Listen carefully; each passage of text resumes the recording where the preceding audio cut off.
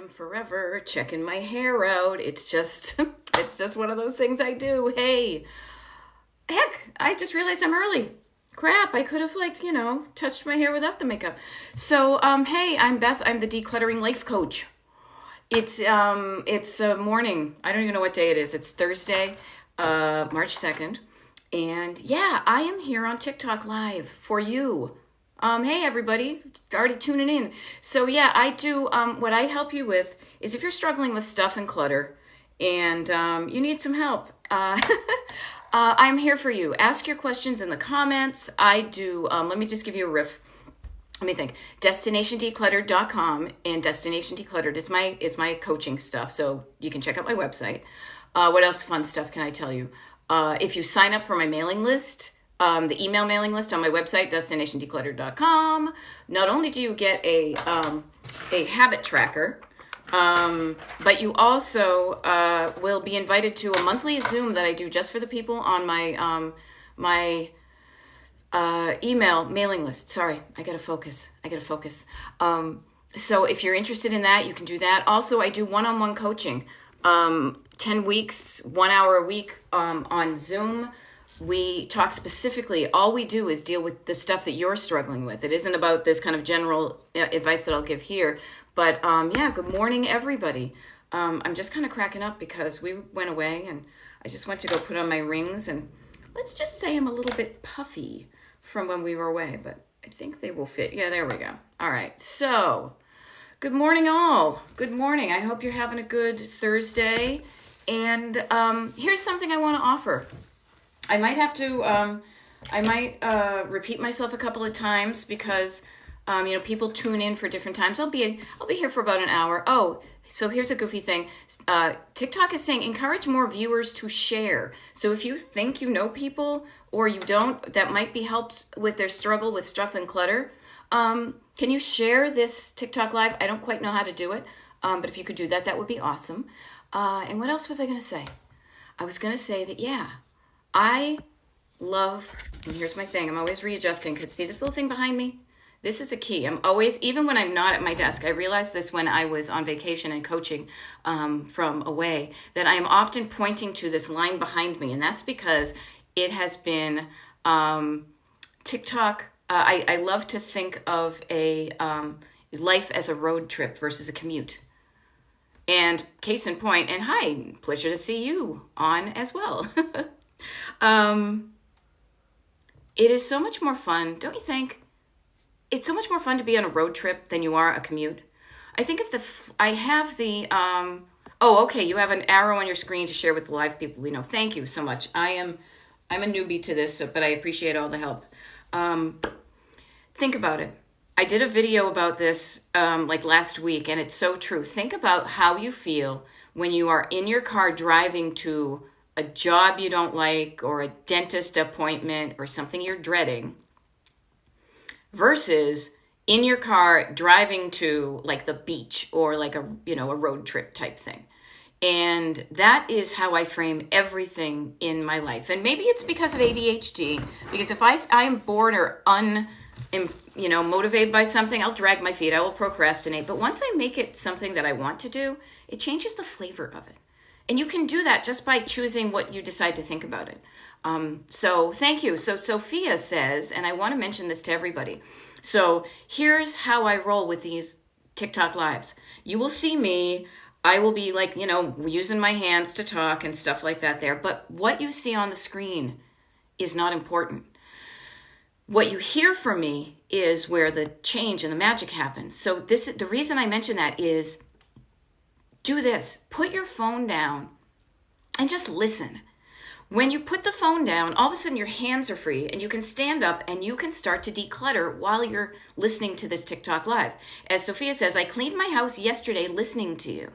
And here's where I love that what I'm doing even right now, you can absorb all the stuff and be like, oh, that's good. Yes, I like that. That's good in theory. Let me absorb that, right? Yeah.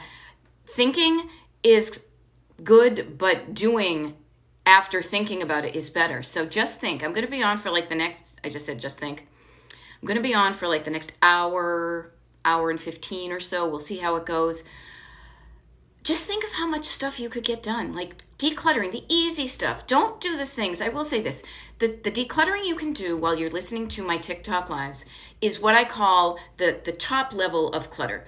There are 3 levels of clutter. And I do it like this because it's like a hierarchy, okay? You've got your first one, which is surface clutter. Then you have stored clutter. And then you have sentimental clutter. Now, I love this. So MG Fans 08 is saying, I'm organizing my sewing box as we speak. So there's certain types of decluttering that you can do while your brain is also engaged in listening to something else, right? So that's the stuff where it's in a certain part of your brain where you don't have to make like emotional decisions and really strenuous things. When you start to need to make real, slightly more difficult decisions, that's when your ears will probably shut off because you need to listen to the voice inside you, okay? But today what you could do, oh, hey, there you go. I'm dealing with paperwork right now. I won't do it unless I'm listening to you. Got to start on your own. You know what's great? You could throw one of these on. I upload these, the user 183025277. Such a lovely name. I upload these to YouTube, so you can pop one on, but also you could put on some music. You could do something to say, you know what, you can set a timer, right? Do this. And I say that because there's certain, like you can do surface clutter. So anything on a horizontal surface, right, people? Horizontal surface, anything that's on your floor, what's on your kitchen table, what's on your desk, what's on your counter, what's on your bureau. Trash in the trash, recycles in the recycles. You can fold laundry. You can put dishes away. You can do those things that don't occupy the thinking part of your brain. It's just kind of do it. And that, do not underestimate the power of decluttering your surface clutter. That's power, Yeah, having a little more coffee does help too. I have my tea right here, which is probably too hot, but I love it. So yeah, I love the fact that I can show up and do this and help you, not just in the thought thinky parts of your brain, which is so important, but that you can use this time to get ahead. So when I sign off and you sign off, you're like, whoa, look what I was able to do in just an hour. It's so cool. I'm not saying it's all easy peasy lemon squeezy, but it's also not as hard and as arduous as your backseat driver brain wants you to make you think of it, okay? So this is what I will offer is if you have a question, perfect, I see one right now, and if you have a question about stuff and clutter, of course, use your hands and type it into the thing. But then after you've typed your question, put it down, start puttering around with stuff, and listen, and I can answer your question. Now, if I don't answer your question, I got to share with you that TikTok is kind of nudgy because what it will do is it will stop the screen for me and I'll think, oh, okay, there's no questions. And then all of a sudden, whoosh, there'll be a whole flood of them. So if I don't answer your question, it is probably inadvertent that I've missed it. So do not take offense. Do not take it personally as one of those, what is it, the 4 or somethings says. What you can do is there is a way on my TikTok page. So please like the TikTok page. That would be great because that shows TikTok to show my stuff to more people. But there's a place where you can send me a message. There's a place where you can follow me. There's a place you can send me an email. You can sign up for my mailing list there. All of those things. If you have a question that I did not get to, send me the question in one of those ways, and I will create a video that will answer your question because what your question is may be specific to you, but the answer will help a lot of people, okay? So let me see what we got right here. Somebody said, at what age should the child deal with getting rid of their own toys? I say as soon as possible. I really think that creating the part of your brain that makes decisions about what you care about and what you don't care about can't start too early because it gives you the opportunity. That kid will tell you, yeah, I don't play with that toy anymore. That's a baby toy. I don't want to play with that. I want to play with my big kid toys, right? They will tell you organically that they have aged out of things. And when they get to be part of the decision, it changes the dynamic of, instead of my mother came in and threw away all the toys that I loved, it happened to them. Decluttering happened to them. They may then later resent that and then hoard toys as they're an adult or something like that. It may came out. But when everybody in the house, everybody in the household is an active participant in the decluttering and not just the decluttering of like the what I call like the backlog of stuff, not the stuff that's been accumulating, but also in the regular everyday maintenance decluttering. When you say to your kids, hey, this is just what, this is how we do it, like make it fun. This is how we do it. Put on that song. And that's when you and your family says, this is when we put away all the stuff we played with all day, whether it's dishes, whether it's toys, whether it's paperwork, whether it's, hanging up your coat. If you just get into the habit of putting away the stuff every day, a little bit at a time, it's a life skill. It's a life skill, okay? And really, here's the interesting thing I have found with the kids' toy stuff. The kids are more attuned to, they're cool with letting it go. It's often the parents. It's often the parents that are like, oh, but remember you loved that toy. The kid is ready to let it go. Allow them that autonomy to say, yeah, I don't want to be holding on to things. It's often the parent who remembers the little kid who played with that toy. And this kid right now has evolved into a different kid. And so it's a little bit of a heartbreak thing. But try to break that cycle with the youngsters, that they're not caught in the same situation that we are in hanging on to items. Wouldn't it be neat if in the history of humanity that this idea of us clinging on to stuff because we were able to have so many things in our lives was just a temporary blip on our evolution as humanity, and then we kind of got enlightened and realized it wasn't about the stuff, but it was about the thoughts in our head? Think about it. I will say this one thing that I just love to think about. So what year is today? What year is today? So it's 2023. Think about people in 1823.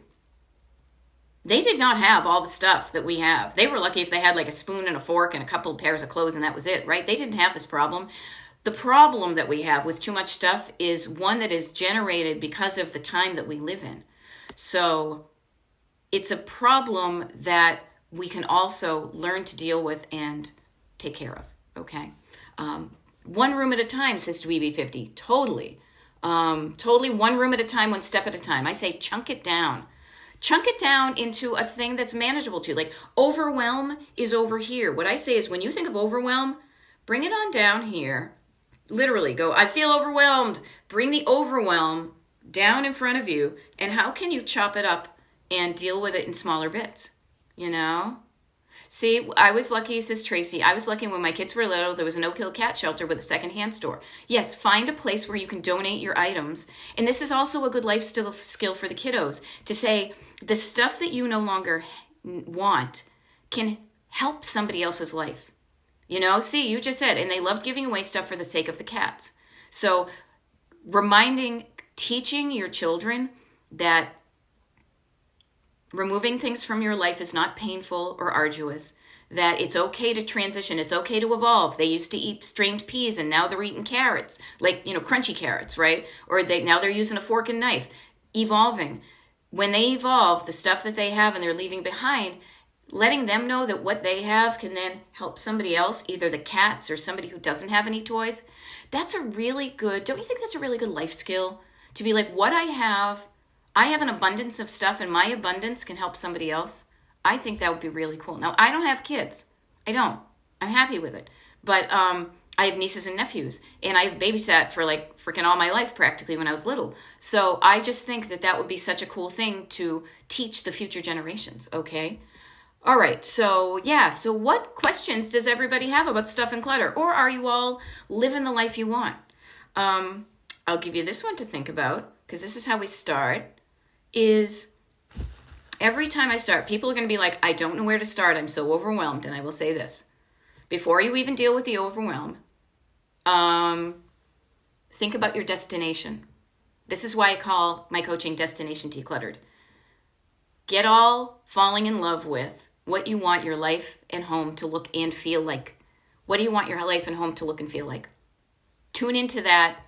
Add some color, add some flavor, some salt, some pepper, some MSG, turn up the volume, brighten the colors, fall in love with what you want your life to look like and feel like ahead of you. And then just see, here you are now. There's that life. You can get there. All that's between you and it are two things, are some thoughts and some things that were, bought at a store, right? So fall in love. get excited about your destination, like a road trip versus, oh, I'm going to a commute. Figure out why you're doing it. Every time everybody asks me about, like, what's your why? I was like, I don't even go to the why. I don't even know what you're talking about. I will never forget when somebody says, why do you do that? And I was like, I don't know. But get excited about your destination. That might help. GGX2000 says, cleaning out clothes closet. We open door and take out everything, then piece by piece put it back. Tips. Okay, so here's a great example, GGX2000. Thank you for asking this. Remember I said most times people say, I don't know where to start. I am overwhelmed. Overwhelm is I'm looking at it too big. I'm looking at the entire globe as opposed to the roadmap in front of me of the states I want to drive through, right? So you take the overwhelm. Think of it. Even if we all did this right now, feel overwhelmed, and then you go, and suddenly the overwhelm is not above you, it's below you. And then you can look at it and say, okay, I'm looking at it too big. I'm gonna bring it on down, and I'm gonna divide up. I'm gonna chunk it on down is the phrase I keep on using. Chunk on down your clothing closet. So don't look at the whole closet. You're looking at all the closet, and you're looking at all your clothes. The best thing to do when you chunk it on down is this mantra. Write it down, remember it. This is what you used to do for decades when I was in retail visual merchandising and management. Like items together. Easy peasy. So clothing is all technically like items, but you know there are different flavors of clothes. There are different like items. You have clothes that are seasonal, right? So you could easily say, I'm going to divide up winter clothes, summer clothes, winter clothes, summer clothes. I could then divide up in those things, which I think is a great idea. I like to start with seasons first, because then you're more likely to say, what am I wearing right now during the weather I have? Then you just deal with that one section of clothes, the clothes that are of the season now. Then you can say, all my pants here, all my shirts here, all my dresses here. Take a look at what you're actually wearing. And then this is another mantra. When you sort it out, you say to yourself, and people who've tuned in before have heard me say this because it's one of my, golden top 10 hits is, I deserve only the best. And I use that for everything. I use that from spatulas to clothing to friends to food. And what I mean by that with your closet is look at your clothes. Are you wearing something that's kind of ratty? It's kind of got holes in it. It doesn't make you feel good. Or do I have clothes that make me feel uncomfortable wearing it? No. So just start to think about that. So overwhelm, bring it down here, chunk it down, like items together, focus on one like item, and then say, I only deserve the best. And that should give you a head start. Okay, what else do we have here? I just got on here, but I have a garage full of stuff. Not sure how to go about it. This is great. Garage, same thing. Whole garage, too big. Bring the garage down, look at it, say, how can I divide this up?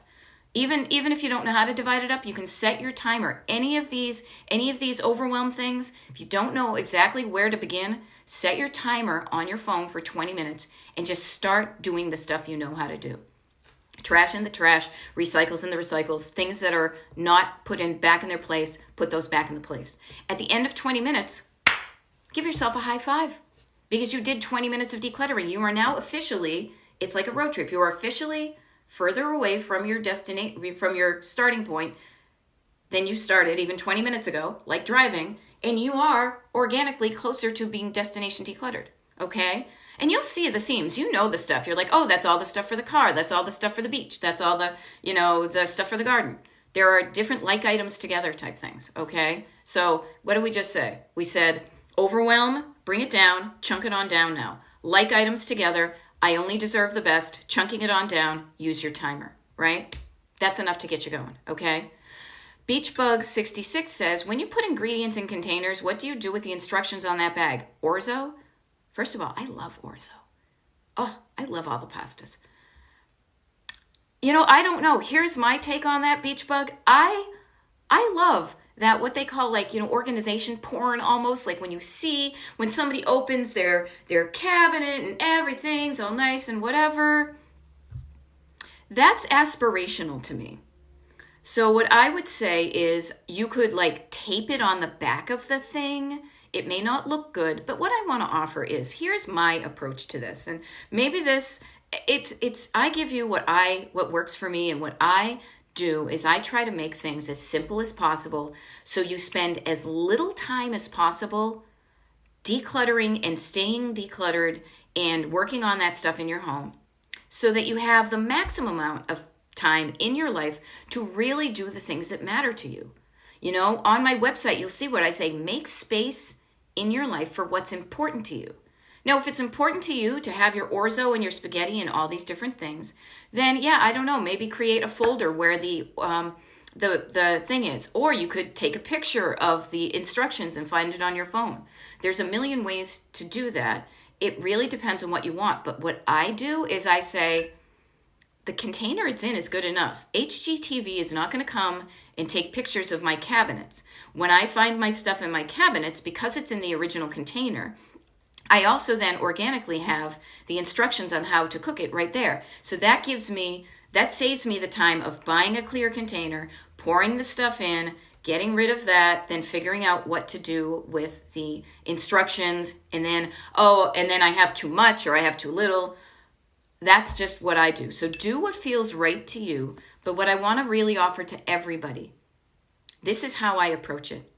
Life is too short to be spending so much time what I call over-improving, folding your underpants, alphabetizing your soup, containers. When you're doing that, that is time in your life that you'll never get back, that you could spend doing something that's really meaningful.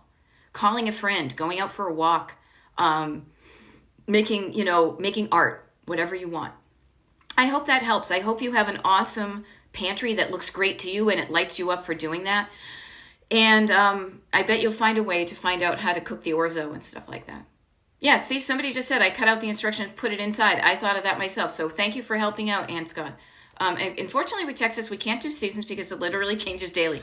That's true. That's true. Okay, then you can do it other ways. It's like a pie.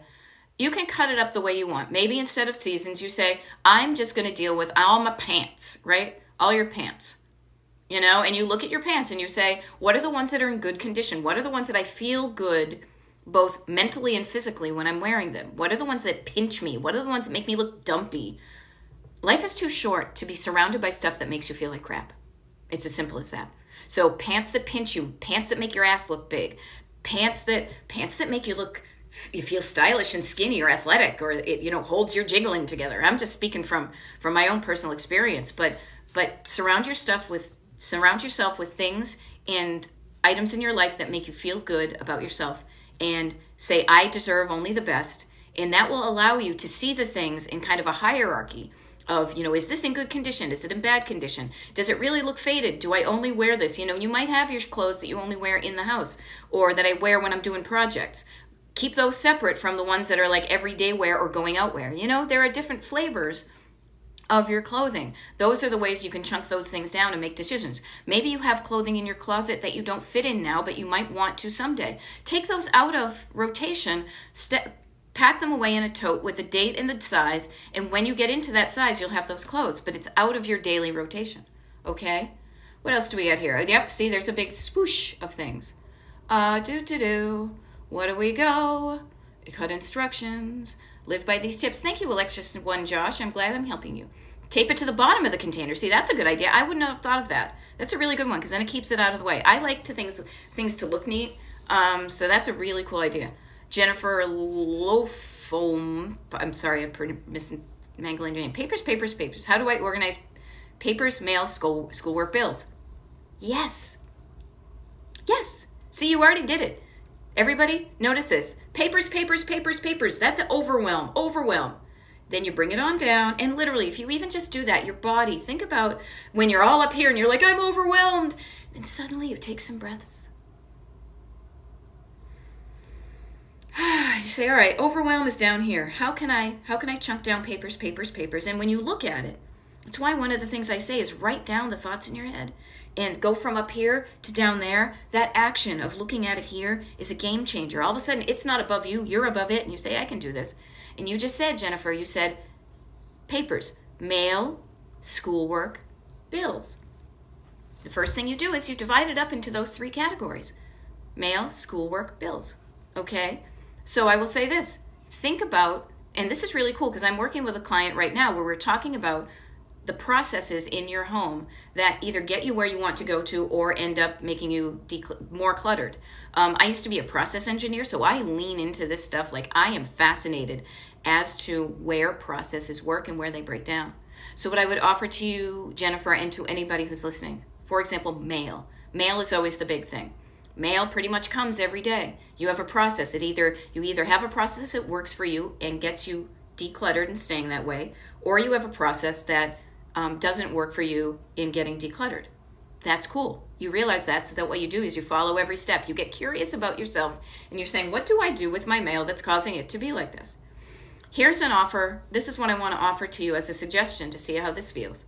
Have a process for your mail. Be really clear, and this is what I say, this is what I do, is my mail comes in. I have very little mail because I have unsubscribed. I have taken a look at the back of those catalogs, and I call them up and say, hey, please take me off the mailing list. I will say this though, we still get a lot of our bills in paper form. I like that. It's a system that works for me. But what I do with all of my mail is when it comes in, I immediately, without fail, will sort it wicked quick. It will take like 30 seconds. You say spam mail, good mail, spam mail, good mail. This is junk. I can immediately put that into the recycle bin. Sometimes, because I don't like spam mail and I hate it when I get those things that are asking me for money, because I donate money to the places I want to, don't get me wrong. But the places that try to make you feel bad, I will, with a flourish, I will tear that stuff in half and say, I didn't even open that. And I will put it into the recycle bin. Then the important mail, here's another thing. Immediately, open the envelope, take out the important parts of those things. But you know, inevitably, there's going to be some little detritus and, random shit they put in the envelope. Recycle the stuff that isn't important and recycle the envelope. Then all you're left with, right, is the important papers, the bills probably. Put the bills, have a home for your bills that need to be paid. And get in the habit of putting those bills in that place. And then get in the habit of paying your bills. And then get in the habit of having a place that after your bills are paid, that you put those bills once they're paid. I say put them all in one big box after they're paid, and if you need to find them again, you know they're going to be in that box that's labeled 2023. Okay? So that's just an example of examining what you do now that is causing you. It's like you're at you're here and you want to be decluttered, but what you're doing now is you're driving, you're doing certain things. You have a certain habit in your brain that your end destination is, I am cluttered with papers. If you say, what do I do with these papers? And you create a different road. If you start to pave a new habit in your life and in your head, that at the end of it, you're like, oh, look, my recycles are done. My bills that need to be paid are there. I have peace of mind because I know I'm not going to miss a payment. Overwhelm, chunk it down. Notice it, overwhelm, chunk it down. Look at it. You can chop that up into smaller bits, okay? Hope that helps. What else do we have here? Nope, I don't know. Yeah, I thought you were one of them. I am not one of them. I want you to, literally, I want all of us to not, who wants to spend their lives cleaning their room? I want to be out playing with my friends. I'm a kid, one drawer at a time, one cupboard at a time. Crazy Aunt Rose. Rock on. That's how you do it. One step, 1 mile at a time is how you get from Pennsylvania to Palm Springs, okay? There you go. Yeah, let people enjoy things for a while. Yeah, share your abundance. Isn't it funny? What we are talking about right now is a problem that probably no other generations have had.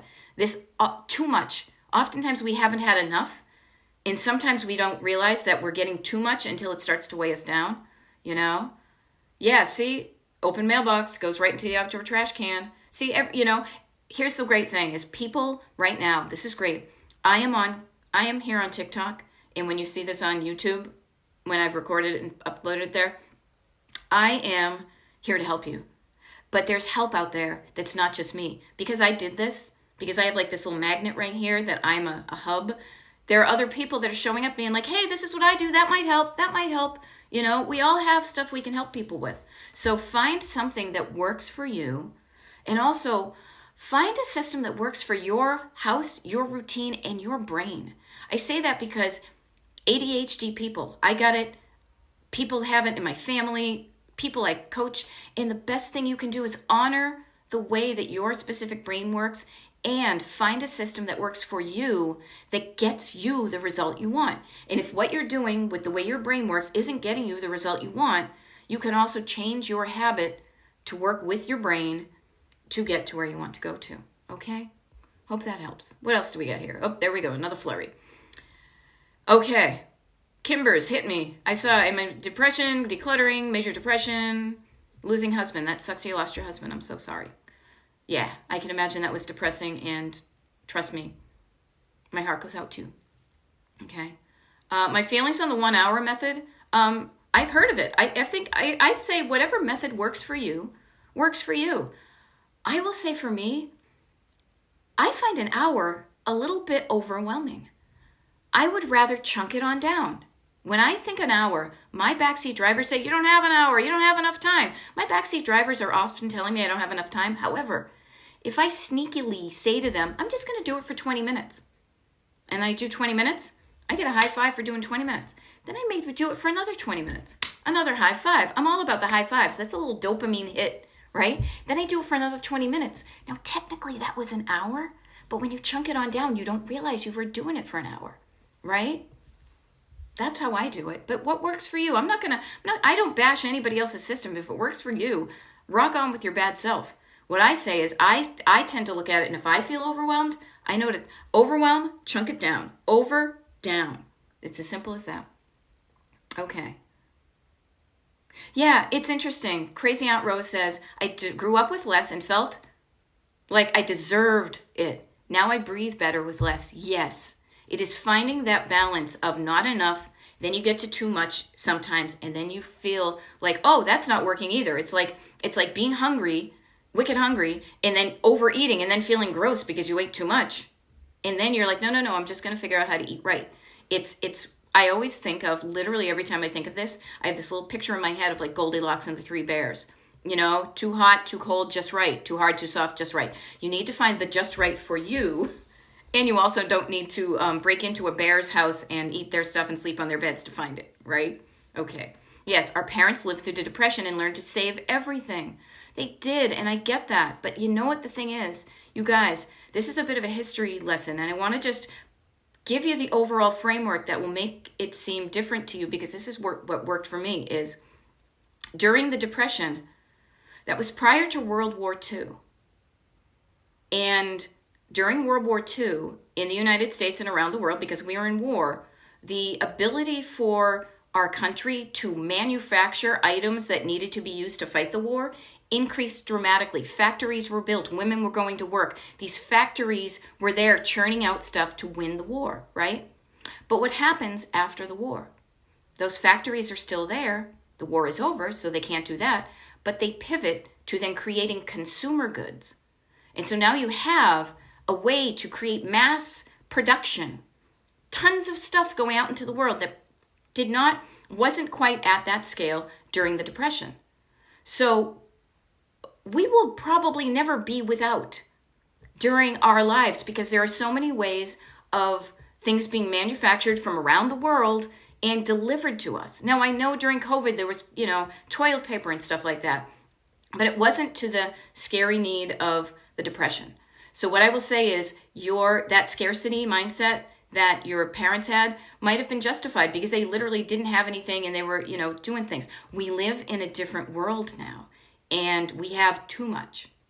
So what worked for them then, so they never had to feel like that, doesn't work for us now, okay? I just want to give that overall view because it really changed my mind to realize, as I said, in 1823, this wasn't a problem. In 2023, it's a problem,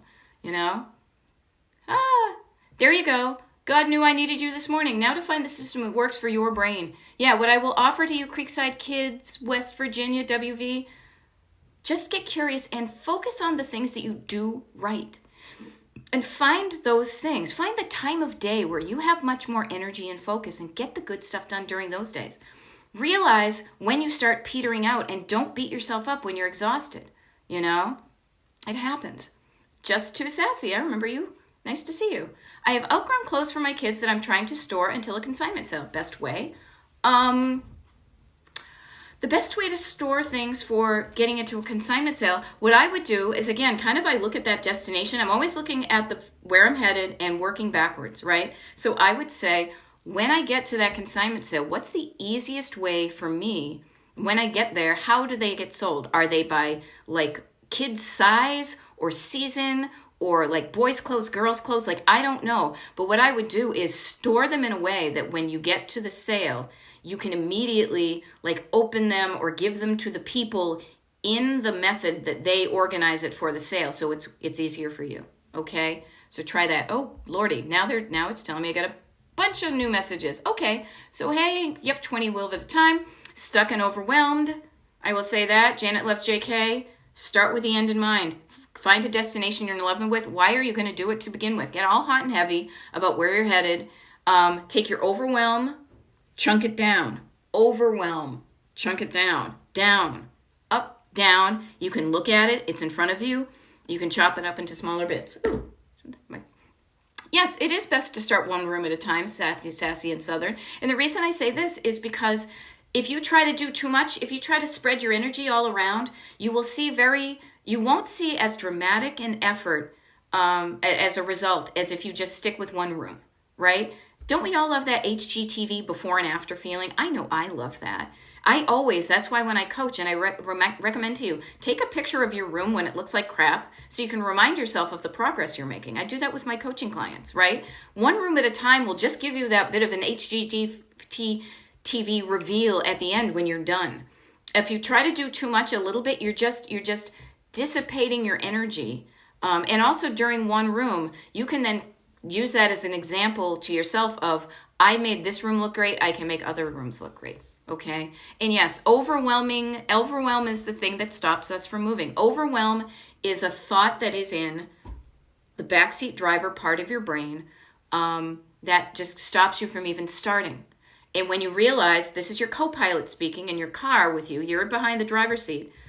You're in the driver's seat. You're not behind the driver's seat. You're in the driver's seat with your hands on the steering wheel. This is what your co-pilot says.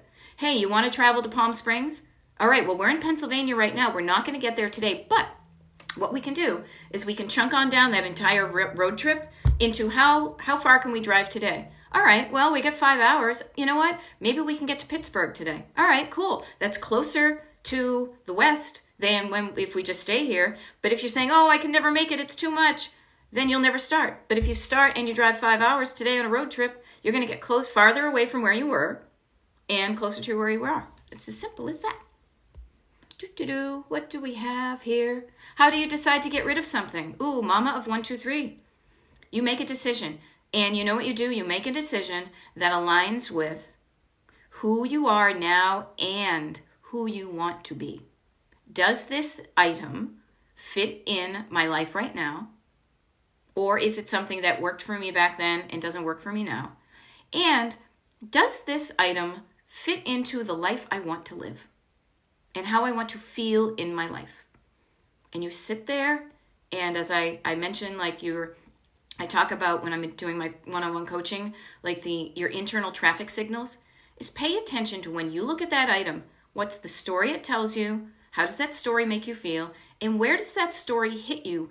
Not even the story, but when you look at that thing, does it make you say, ooh, I love that thing? Or does it make you say, ugh, oh, that thing. It always reminds me of my ex-husband or whatever, Pay attention to how the things that you have make you feel and remove the things that make you feel like crap. Yeah, ADD, fun trying to clean out things can be. Yep, Kimber is 84. You got to find a system that works for you. It's true. I'm glad you like this conversation, Lisa Sands. What I will say to everybody is, hey, I'm Beth. I am the decluttering life coach from Destination Decluttered. I call it Destination Decluttered because I love traveling. I'm often traveling. I love road trips. And I always say, if you treat your life like a road trip, it's going to be so much more. You're going to enjoy the process and get to your destination versus if you feel like you have to white knuckle it to some commute. Okay? I'm glad I'm helping with my clarity. There we go. What do we get here? You're too overwhelmed to even start. No, you're not. Lisa Sands, overwhelm, it's up there. Take that overwhelm. Literally, it's not too goofy. Take your hand and say, I'm not overwhelmed. And you bring the overwhelm down. And you say, oh, look, it's just a bunch of clothing. I can pick out something. I can work for 20 minutes. I can chunk this down.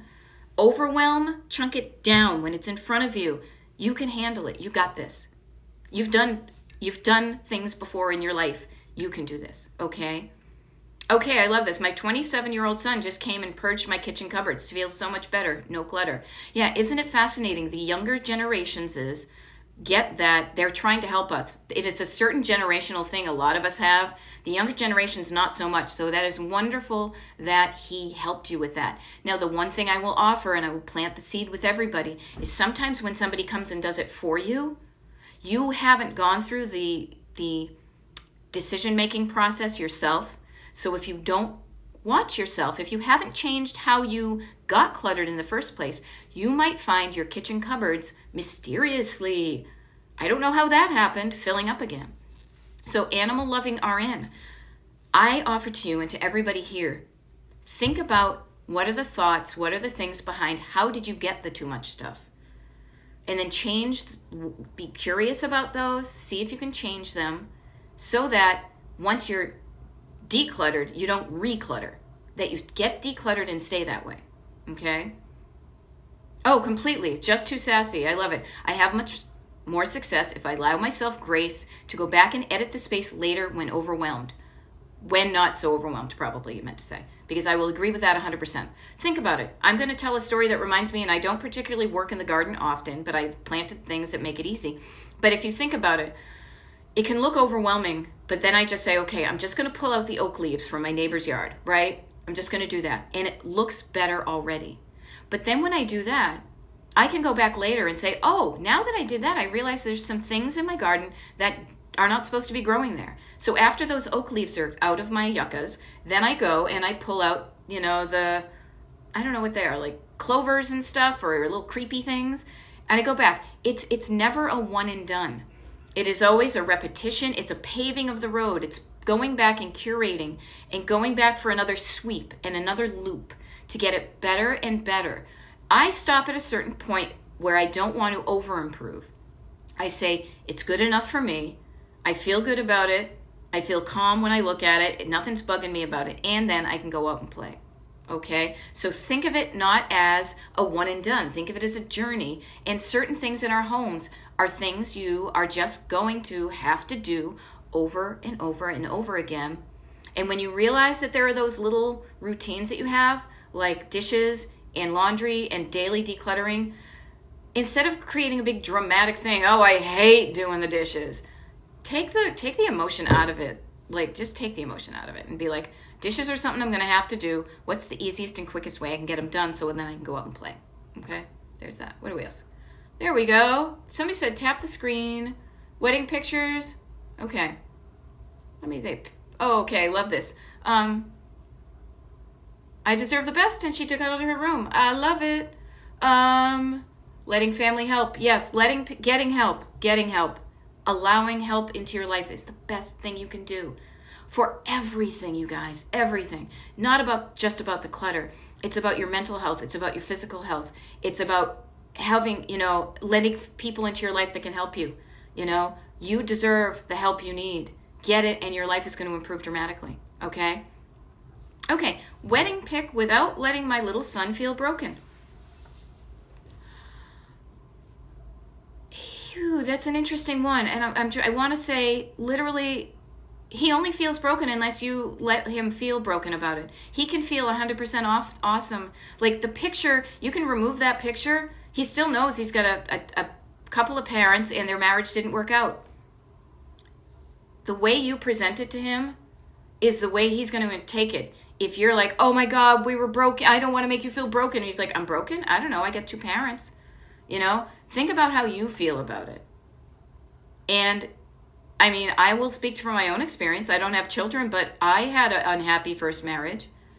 Getting divorced was the best thing that ever happened to me. One of the best things. It seemed awful at the time, but maybe if you show your son that being divorced or however I'm assuming if wedding pick means broken, I'm inferring a lot from just this one sentence. But if you live a life that says, this was a great thing that happened to me. Yeah, it was kind of sad at the time. But guess what? Because we were together, we got you. And now that was only maybe that was all that was supposed to happen there. And now I have a life I love and the other person's doing their thing. It's all about how you think about it and how you tell that story to him. Okay? YGP 2000. How do you declutter with several people in the house that keep cluttering? You get them involved. You tell them, you inform them, you say, you are an adult now, or you're growing into an adult, and an adult thing to do is to clean up after yourself. This is something this is a hill I will climb up and stand on, is everybody in the house, unless you can't walk because you're a little kid and you're crawling around, or you are an infirm person stuck in a bed. But even then, everybody should be participating in the process of creating a pleasant communal living space. It should not fall to just one person. It should not fall primarily to the female, right? People should do their part. That's how I feel. So when they're cluttering, then that's when you say things are going to change, and you do it in a way that gets them involved. But they probably want a better looking house. They're probably in the habit. They're probably used to getting somebody to pick up after themselves. And when you decide things are going to change and you've created a boundary, things are going to change. I'm not going to do that anymore. Yeah, there's going to be some bumpy roads. Who doesn't want somebody to pick up after them? I'm as lazy as the next person. But things are going to change, and they will be better people for it. Because when you show up for yourself and you clean up after yourself at home, you're going to have better skills in life. You're going to recycle when you're out. You're going to be a better worker because you take care, you know how to be a responsible adult. That's what I say. Now I feel bummed because I see a comment that I can't put context to. Okay, somebody went to the container store yesterday and bought some plastic containers. I hope that works for you. That's great. I kind of love going to the container store to see everything all neat. That's totally, talk about like items together in small to large and color matching. I mean, I was in visual merchandising for decades. I managed Pier 1s and Micasa's and all that stuff. I love that look of order.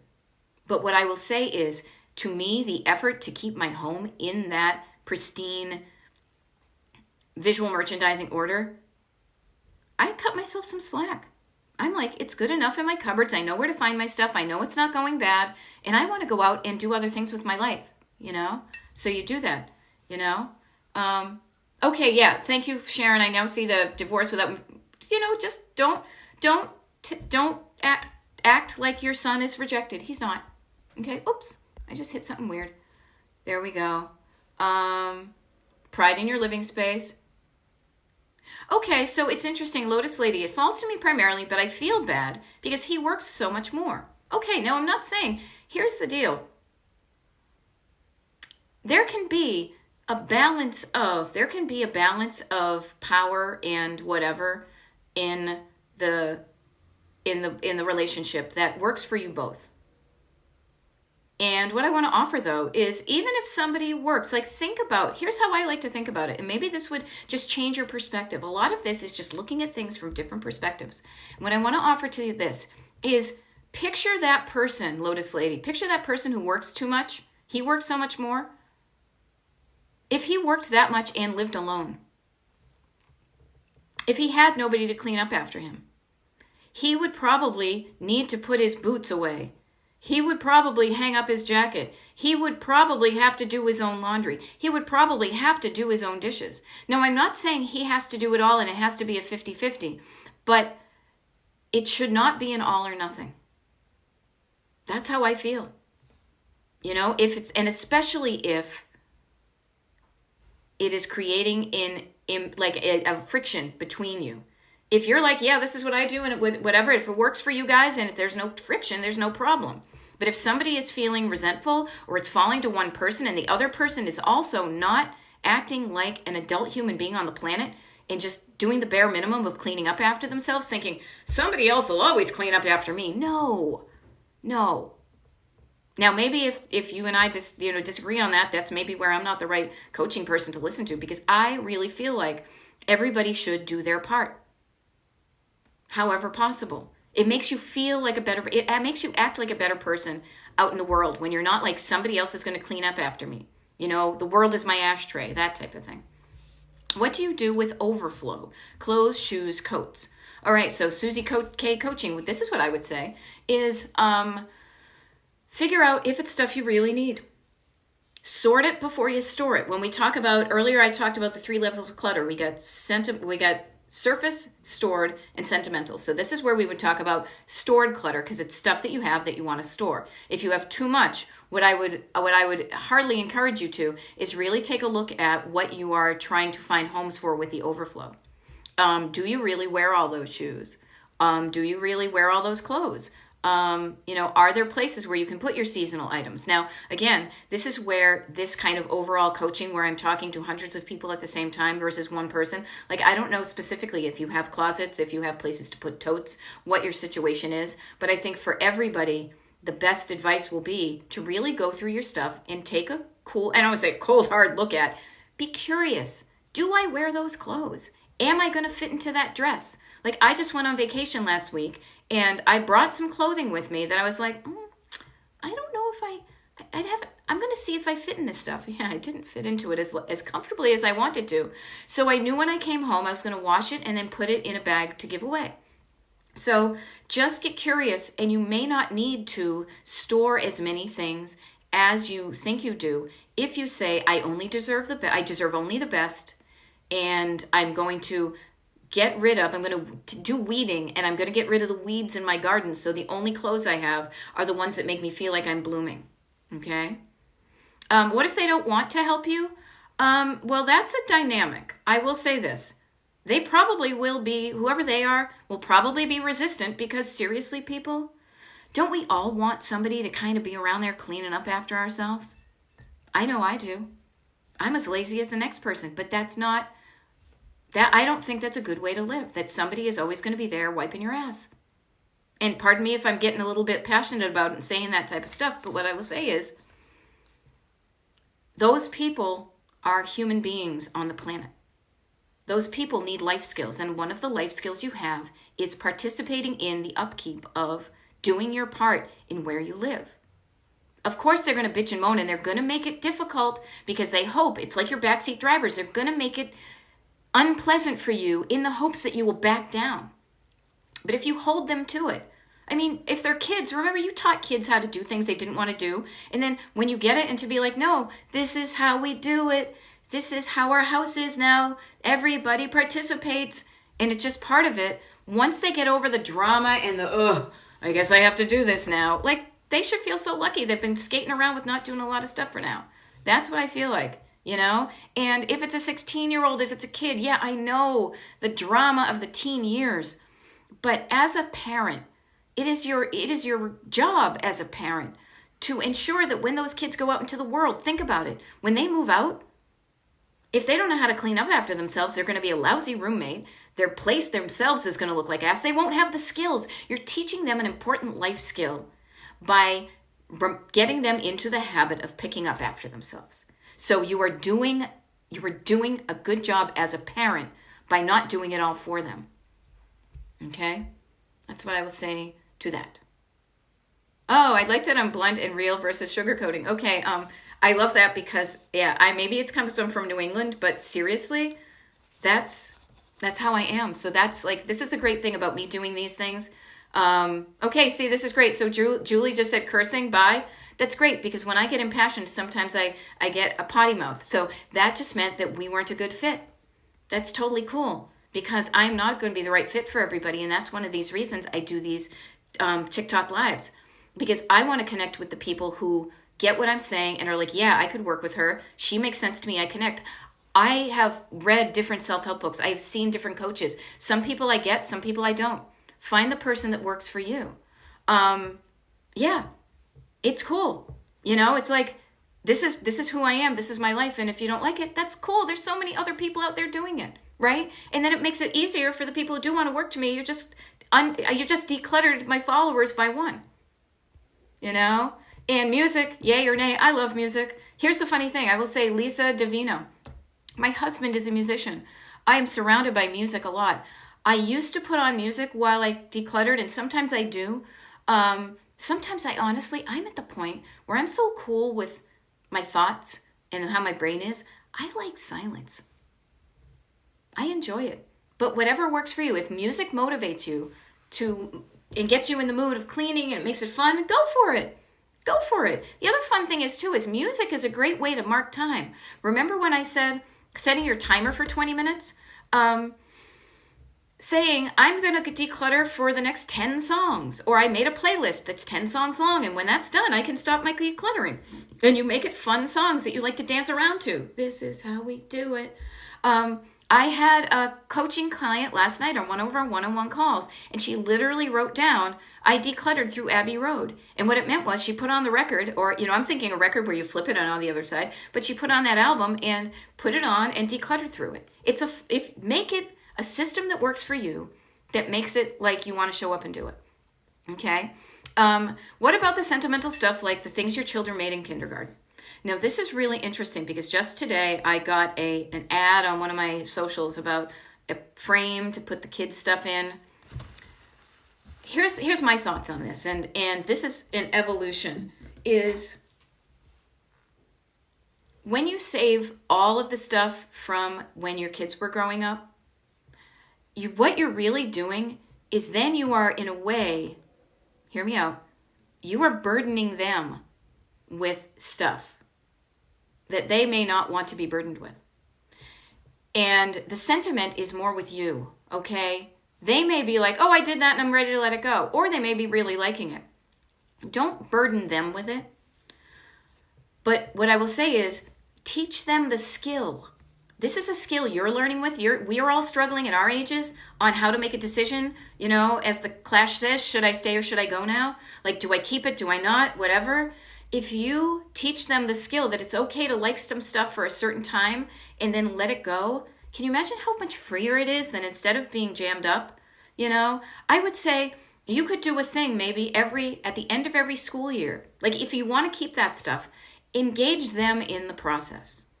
See what are the things that they want to keep, that they have a good memory of, and the stuff that they're ready to let go. And just say to them, this is the life skill. In life, we can't keep everything. We don't keep everything. It is an evolution. There is flow. So let's pick out your favorites. Again, that notion of I deserve only the best. What are your favorites? What are your favorite ones of these? And the answer can be none. The answer can be, I'm ready to let them all go, and allow them to let it go. Because maybe, like the things your kids made in kindergarten, maybe it wasn't about the end result. Maybe it was about the process. Maybe they enjoyed making it, and that was fun, but now they have it. Should they really be saddled with it?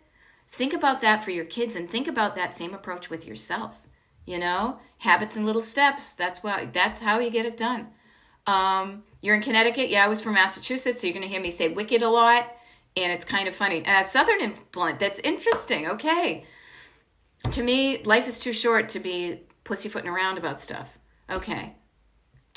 Someplace use the interview to see if you made your bed.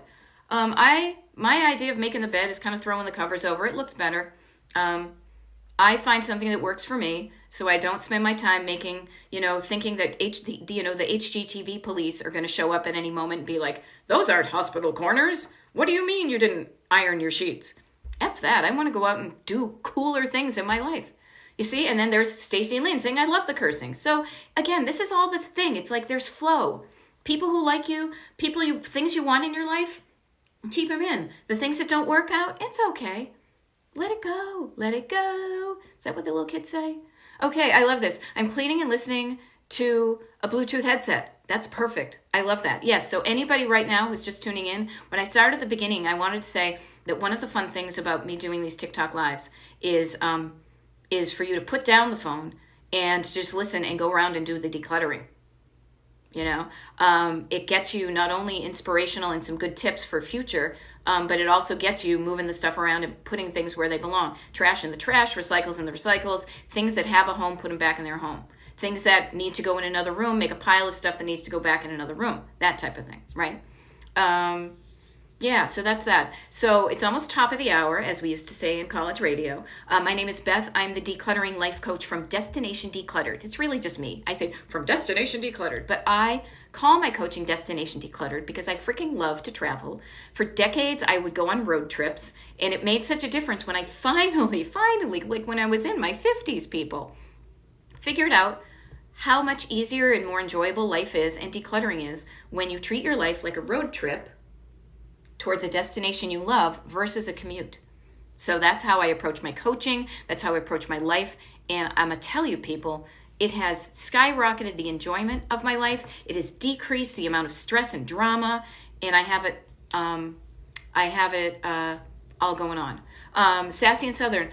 Funny thing is, I do have multiple books, but not about decluttering. I used to write travel guides to cool vintage places, so that's why I do the decluttering. But no, here's the funny thing, Sassy and Southern, I will share with you, is at some point, there might be a book. But sometimes to me, the book is just another thing that adds to the clutter. I think in the modern world right now, like you can hear me right now, it's almost like I'm reading my book to you to say, you got this, you know what to do, overwhelmed, chunk it on down, all these types of things. I wouldn't mind having a book deal, but maybe I'm too lazy to write a book. I don't know. We'll see. But all of the content that would be in my books, anybody here, right? Seriously, all of the content that would be in a book that I wrote, I'm being totally transparent, is in the videos I'm posting on TikTok. In the TikTok videos, I post to Instagram. I post the same ones to Facebook. I upload these lives and those videos to YouTube. Occasionally I'm on LinkedIn, but that to me is like boring and corporate, so I don't always show up there. You don't need the book. You can just listen. You can watch videos. This is how we disseminate information in the 21st century. So what I will offer is, if you like what I'm doing, so to like my TikTok page, to follow me on Facebook and Instagram and YouTube, that helps just amplify what I'm doing. If you know people who are struggling with stuff and clutter, be like, oh my God, I just found this wacky lady showing up on my TikTok lives this morning. She's really cool. I learned some good stuff.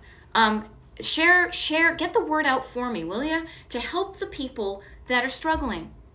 It sucks when there are people struggling. It's like, here's a person struggling and here I am, but there's no way to connect. I want to help them. They need the help. I don't know what I'm doing with my hands. I got to stop that. Anyhow, so yeah, sharing the word. Also, as I mentioned, I have what do I have? An email mailing list that you can get on when you go to my website, destinationdecluttered.com. I think there's a link actually in my TikTok profile page that just goes destinationdecluttered.com/join.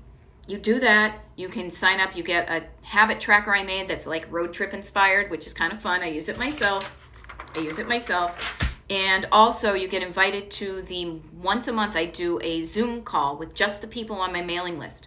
And it's like this, but better, because we're all like on the little blocks and you get to ask your question. I answer it specifically, and then that helps other people and you get to learn from other people's stuff. So there's you go. Hope that helps. Actually, speaking of cup of tea, Sleeping Beauty, I'm going to take a cup of tea, sip mine. It's kind of funny because I've already noticed when I do these TikTok lives, and I don't do them all the time, I do have a video pinned of me doing them for the next couple days, maybe next week, and then I'm going traveling again, so I may not be on for a while. But I'm always making a cup of tea, and then it's too hot, and I get yakking, and then I'm not talking, and then it gets lukewarm, and it's just kind of funny how those things roll. Oh, there you go. I love it with the earbuds. Hubby working from home. Perfect idea. I do that too when I'm doing my coaching. I have earbuds in because my husband's a musician, and sometimes he's making noise. I don't want to hear him. I'm glad this is therapeutic. Look, and it's fun without the therapy bill. Okay. What else do we got here? Oh gosh, a whole bunch of things. Thank you for the heart, person. That was very cool. Oh gosh, there's a lot of stuff. Here's the funny thing. TikTok, I love ya, but they will do this thing where they won't show me comments, and then all of a sudden there'll be a flurry of them. So let me see what I can do. If I don't answer your question, because I'm only going to be on for like maybe 20 minutes or so, we'll see. If I don't answer your question, do not take it personally. It just means that it probably flew by and I wasn't able to keep up. What I will offer is this. There are ways on my TikTok page and to get in touch with me. So if you have a specific question, send me a message. I can do a video that will answer it. It'll be kind of fun, and it'll help other people. Okay. Husband always suggests taking a picture of their artwork or craft, then letting it go. That's true. That could be a way, but then in a way, sometimes you're just transferring the physical clutter to digital clutter, and then you'll be like, now what do I do with these pictures? I'm a lot more lazy, disorganized with my digital clutter because it doesn't ping me as much, and you could spend your life like over optimizing your digital clutter. Whatever works for you, that might be a good idea, but get your kiddos involved in it. Okay, what stays and goes? I tell them we donate to kids we don't have, and it will make them so happy. Yeah, really fall in love with, come from your heart to be like, look at all we have, you guys. This is so great. We can make the world a better place and not lose anything of ours. It's not like if I give it away, I'm losing something. If you really feel like you're losing something, work on that feeling. But there's stuff you can let go and brighten up somebody else's life. There you go. Ignite the Memories wine party. That sounds good. I literally have in my own basement. I'm not lying. Like I have a box here that I started this decades ago practically. That every year I would get a little box and all the memorabilia, all the ticket stubs and the good stuff that reminded me of good things, I put in a box with the year on it. And when the year is done, I put it down the basement. It's actually a tip I picked up when doing a tour of the Andy Warhol Museum in Pittsburgh.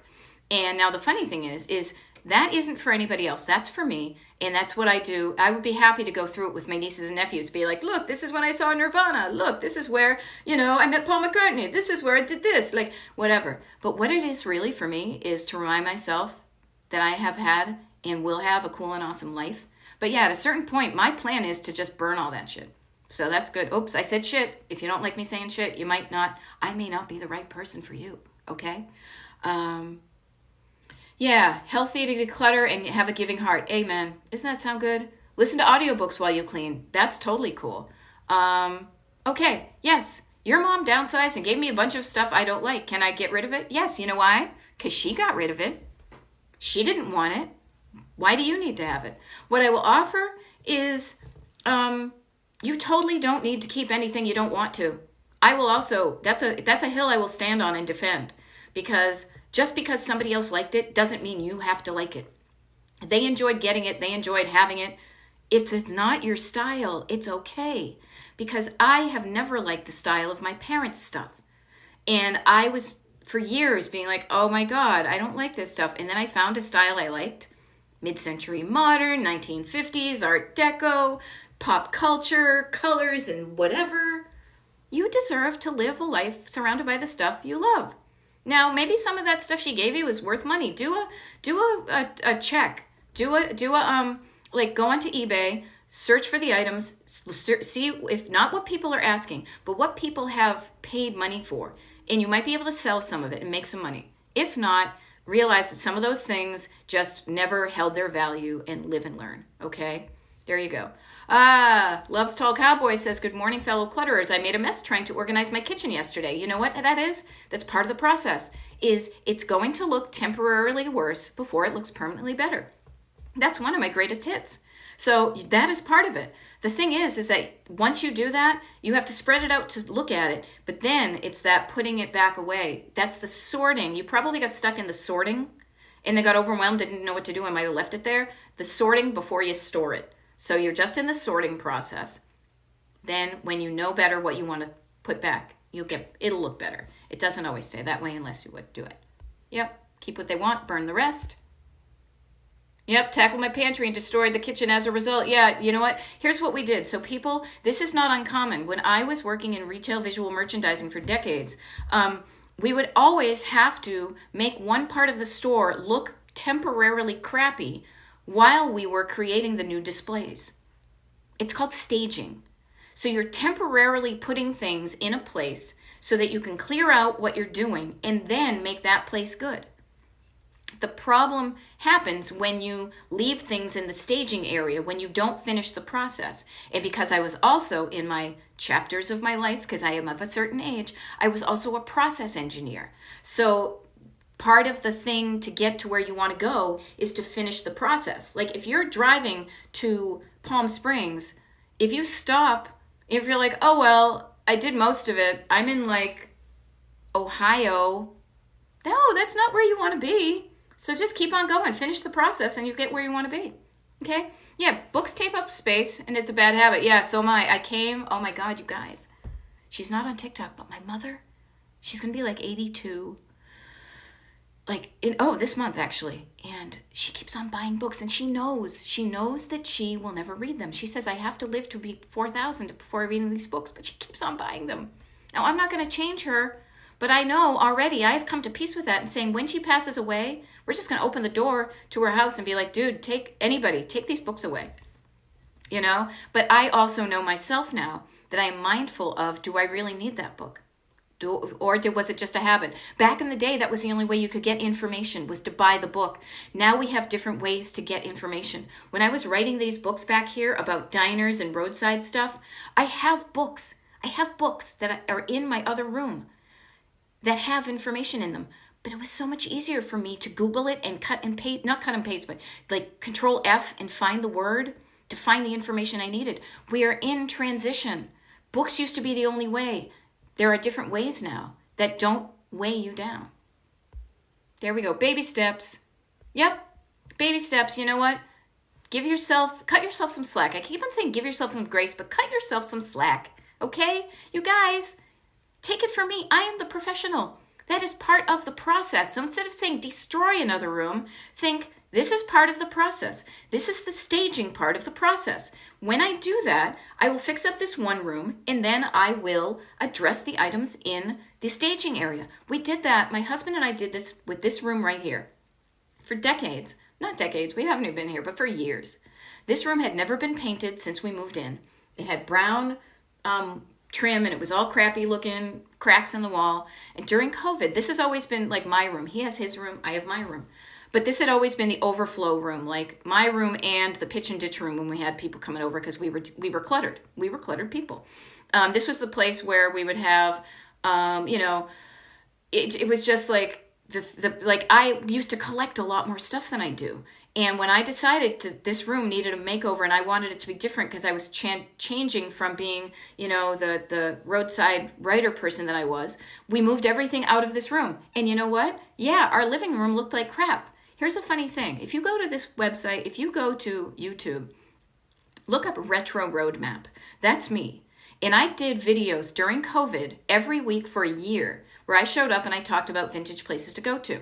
But the very early ones you will see I did in my living room, and there was crap piled in the back as my husband painted this room.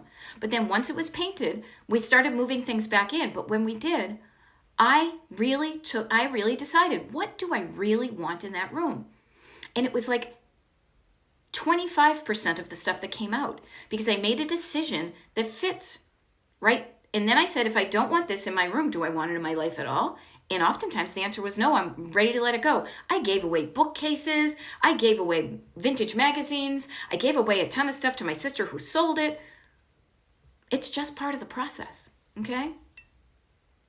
Okay, so somebody says, do you work with hoarders? My parents are hoarders of stuff, not animals or waste, and it's hard.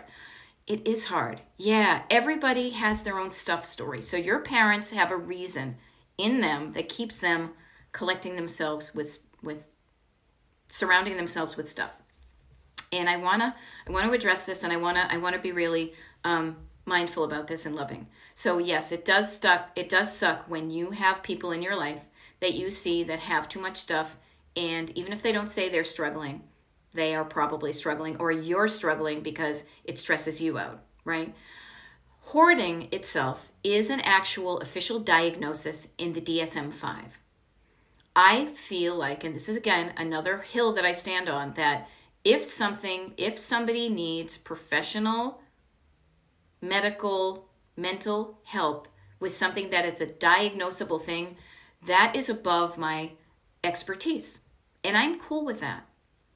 When I do my one-on-one coaching, I always have a 1-hour consultation with people. And that is so I get to figure out where they are and they get to figure out where they are. Like, you know what I mean? Kind of like, are you an official hoarder, or are you just wicked messy? Is it hoarder in the TV size, or are you really, do you really need more help than I can give? Because I never want to show up and not be able to help somebody.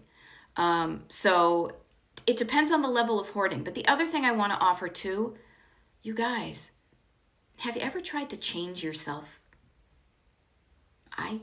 I do. It's not easy. Have you ever tried to change somebody else? That is nearly impossible. And I say this, no pants penny, because the people need to want to change. They have to be open to it, and they have to buy in to the destination. They have to want to be part of the process. And you can go in and you can do your best to do it for them and to help them. I am speaking from experience. But if they don't want to or can't, or there's something there, you can do it for them, and then they will probably get decluttered. They will probably reclutter. So while your heart is in the right place, you might not be able to help them, but what I will help you with, no pants penny, is at a certain point, and this speaks to everybody, at a certain point, if you have parents and they are alive and they live in a space and that space has items in it, you will be the one to deal with those things at a certain point, whether you like it or not. So Penny, what I would offer to you is, for your own self-preservation and peace of mind and knowing that you got this, is you start making a plan right now for if your parents never get help, worst case scenario. This is like when I used to do process engineering. What's the worst case scenario? And plan for that. So on the off chance it happens, you have a plan. And clear up on yourself. What do you want to do with their stuff? Do you want to sell their house? I mean, it's going to sound awkward because in our culture we never talk about death, but they're going to die. Everybody, we are going to die. Big surprise, news break, news flash. Our parents are going to die. Everybody we know is going to die. Having a plan does not hasten that. If anything, it gives you peace of mind. And what I would say is, what's a plan that's going to feel good to you? Do they have items that they want to make sure are passed on to the family? Right now, before they're in that situation, maybe you can start to extract those sentimental items or the items that are worth money, or the trash. Maybe you can just help them with the trash. But you can get clear on what are the things of theirs that you want to bring into your home, if any, and the answer can be no. So when you can't help them, if they can't or won't or unable to change, you can't change somebody else. But what you can do is you can create a plan that works for you to say, all right, this is cool. Like I did that with my mother and my sisters. I went in because I'm the one who does this, and I helped my mother. Now she's recluttered. That's cool. That's how she is. That's how she wants to live. It's her house. However, we all know now where her important papers are. We all know now I organized where a lot of the family sentimental stuff was. So we all have peace of mind that when she does move on, that there is a plan in place, that the important things and the things that are important to us, that there's a plan in place, and it makes it feel so much better. Okay, that might have been a little bit long-winded, but I really think everybody, think about it now, not just about your stuff, but if it's coming down the pike, start to make those plans when emotion and grief and stress are not factored in. When you're an emotional neutral and you can make clear-headed decisions, you're going to make better decisions than, holy shit, see, I did it again. I'm getting all excited, so I'm dropping F-bombs or S-bombs. Holy crap. Holy Moses. I don't even know what to say, but gee whiz. That's what my dad would say instead of swear. Gee whiz. Gee whiz. You know, like, we got to sell mom's house and we got to clear it out in 30 days and I don't even know where the good stuff is and where's that thing? Oh, isn't that an awful feeling? Knowing that that could be a way of doing with it, start now. Start slowly. Start figuring out how you feel about that stuff, and it's going to make it easier for you and for them, okay? All right, what do we got? Professional help. Okay, they need professional help. With love and compassion, offer that to them. There are people out there who are trained psychologists and psychiatrists that can work with hoarders, you know? Yep.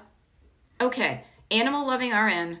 I will say this, insurmountable. I'm gonna bust you on this. Insurmountable. That's an overwhelmed drama word. Insurmountable, overwhelm, bring it on down. What's the opposite? It's surmountable. You can surmount it. You can do it. You've done other things before. It says animal loving RN. Maybe you're a registered nurse. I bet you did things to get yourself registered. You can do things. You can do this. Okay. I haven't gotten to the point of removing my husband's belongings. I vacuum stored his everyday clothes until I can stand to donate them. That's really cool. You got to work at a pace that works for you. It's almost like when we're in the car, like road trip metaphor right here. I am only your co-pilot. You are the one behind the wheel. You can steer, you can decide to drive or not, and you can decide what speed you want. The more you drive and the faster you drive, the sooner you'll get there. But there is also that point when you're feeling like you're going too fast that it makes the journey uncomfortable. So pick a pace that works for you, but never give up on the fact that if you want to have a decluttered, wonderful life, don't stop driving towards it. Okay? What do we else? Oh, there you go. Oh, that sucks. MG Fans 08. That sucks that you've got the uterine cancer diagnosis, but thank freaking God they found it so you can get it. And yes, cleaning up in your spare time relieves your anxiety. It makes you feel like you're doing some good stuff and you're honing on what's important to you right now. And sometimes, sadly, when we get to an age where we see people dropping off and getting sick and we are getting sick, that really gets you to be like, I'm not going to be here for forever. What am I doing with the time that I have? So I'm wishing you all the best with your diagnosis. You can get that. Okay? And yeah, you know what? I will tell you this, animal loving RN who is thanking me for my upbeat optimism. Holy moly, I was not always this way. I freaking listened to the Smiths in my teens and 20s, okay? But it is a process, and you can train your brain to just think better thoughts so you feel better, and when you feel better, you do better. If I was still feeling like crap, I wouldn't be on TikTok Live helping you all. I would not have any coaching clients. I would be in my own misery listening to Morrissey going, life sucks, I don't know. But no, I decided to change, and I did, and now I can help more people. Okay? Okay. Okay, thank you for not, yeah.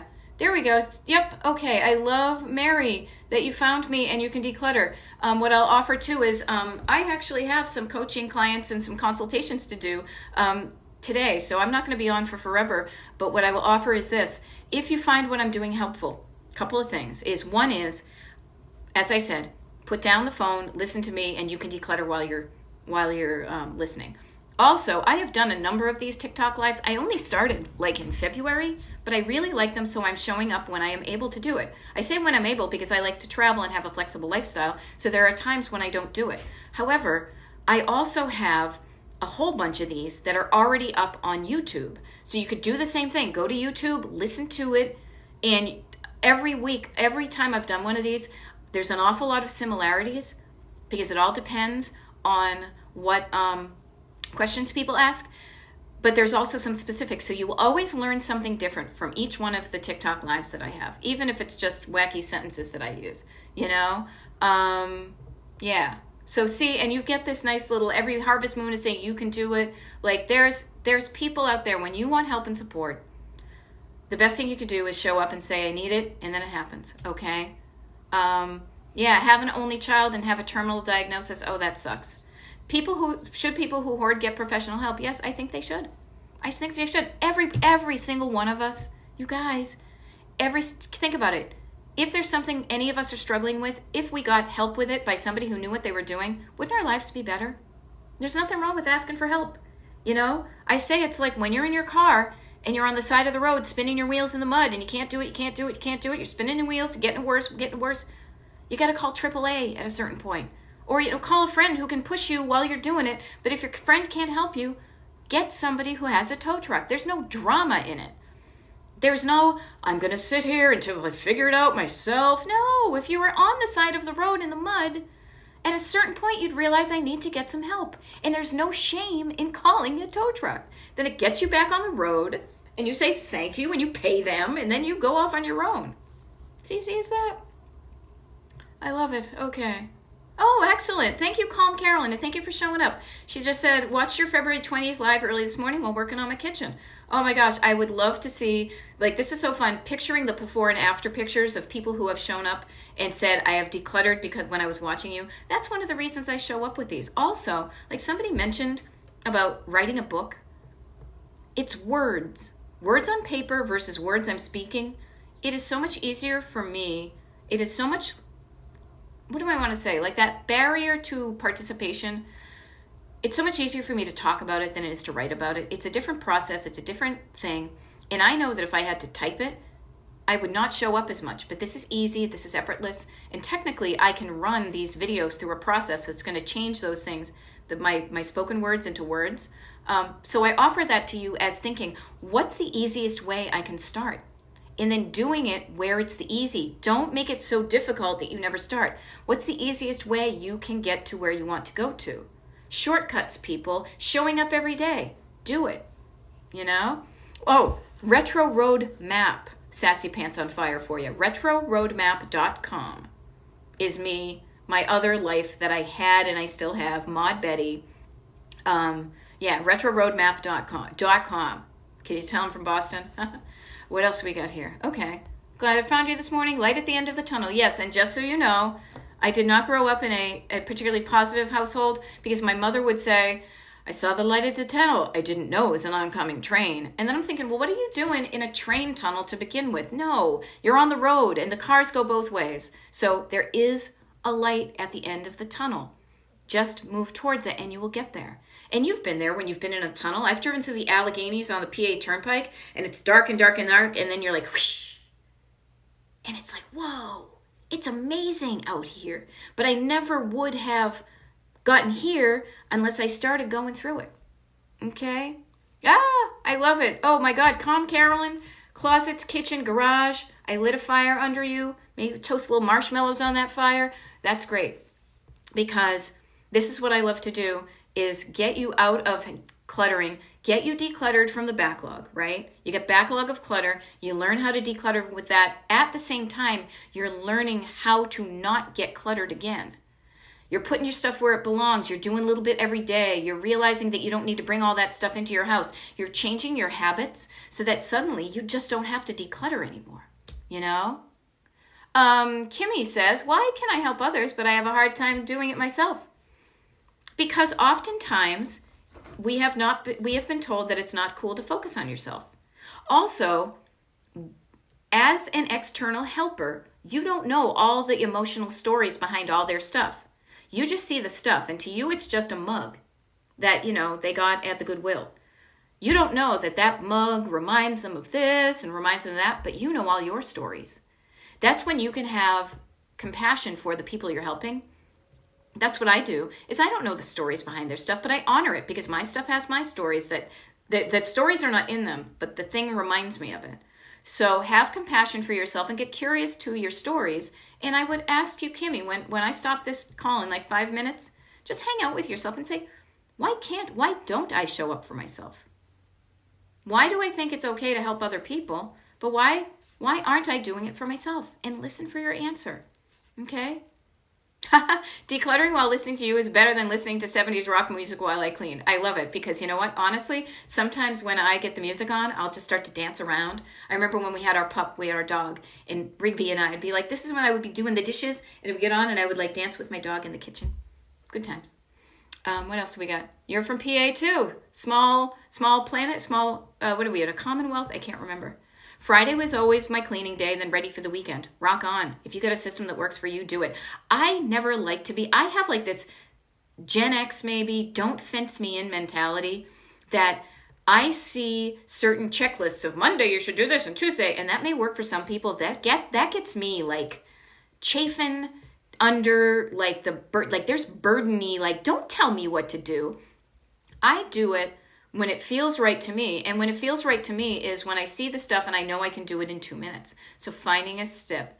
I will say, Nancy Scott, is it okay to throw it away rather than donate? I think donating is better. I think donating helps you feel like you're not adding to the landfills. I think, and again, this is my opinion, that donating helps other people in myriad ways you don't even know. I have been on the receiving end of donations where somebody had something and I didn't have it and it lit me up and it helped my life. It just brought me joy. Like a lot of this stuff you see on the shelves behind me are things that people donated to like thrift stores. My life is a better place because of the things that people donated. And when I donate things, I know I am lighting up people's lives.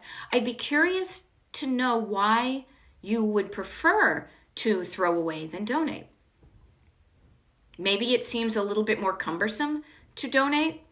I'm not sure what your story is, but I would say to you with love and compassion, get curious about that. Now, there are obviously things that go in the trash. You're not going to donate trashy Trasherson. But if there's something out there there's something that you own that that somebody else that is workable, that is in good condition, that could help somebody else, don't you want to be that kind of person that helps? Okay, you could take the easy way out if you want. But I will say this, I don't know where you live, so I don't know what your donating areas are. We have so many places where I live that it makes it easier to donate. But what I would offer is this, Nancy, is it may not be as difficult to donate. There are places I know that if you call them up, like the AmVets or Purple Heart, you can say, I got some donations. They will come and pick them up off of your doorstep. There are probably churches near you, churches that help underprivileged people. And this is just stuff from clothing to, overabundance of food items that haven't been opened in your thing. I'm not saying don't to make it difficult for yourself. But what I will say is, do a little research, and there may be ways that would fill up your heart, that you can donate it in an easy way that is not much more difficult than throwing it in the trash. Okay? Yeah, there are places out there, I bet. See, people are offering it. All right, I got 1 more minute, so I will just do this. And actually, TikTok is just asking me to take a break, so I should do. Okay? So for everybody who's on right now, and for people who are just joining, let me just tell you this. See, everybody, there are places, again, when you ask for help, it's there. You might be surprised that there are places you didn't even know about that will take donations near you, okay? So I am always, again, when I'm talking about these little hills, like little Bunker Hill that I'm standing on, is I will always say donate before dumpster. I love those alliterations. Donate before dumpster. I got a flag. Everybody in the family has to help. I got a flag. Stuff like that there, okay? So tomorrow, thank you, Animal Lovin' RN. I am going to be doing a TikTok live tomorrow. I don't remember what time it is. I think 9 o'clock tomorrow on Friday too. Please, please, please, if you could, get the word out. Share it with people you know. Be like, I was on TikTok. I saw this lady and she helps with stuff and clutter. Do you know anybody who's doing it? Ask if you can like my TikTok page, if you can share my TikTok page. If you know people that don't like the TikTok, then I post videos to Instagram and Facebook. I upload these lives to YouTube. There's many ways. Just look for destinationdecluttered.com and elsewise. Sign up for my mailing list, all of this type of thing. And yeah, that would really help me. As I'm helping you, you can help me, okay? And you helping to get the word out about me will help other people. See how it's all, I'm going to get all kumbaya and we are the world right now. Is that we are the world? All right, now when I start to do my Gen X pop culture references, it's probably time to sign off, all right? You guys have an awesome day. Rock on. Facebook, honestly, Stacey Lynn. Destination Decluttered. Everybody, Destination Decluttered. All right? You have a beautiful day, Harvest Moon. Everybody rock on. And I will see you all tomorrow. And remember, you got this. Fall in love with the destination and drive towards it every day. You will get there. It's math, all right?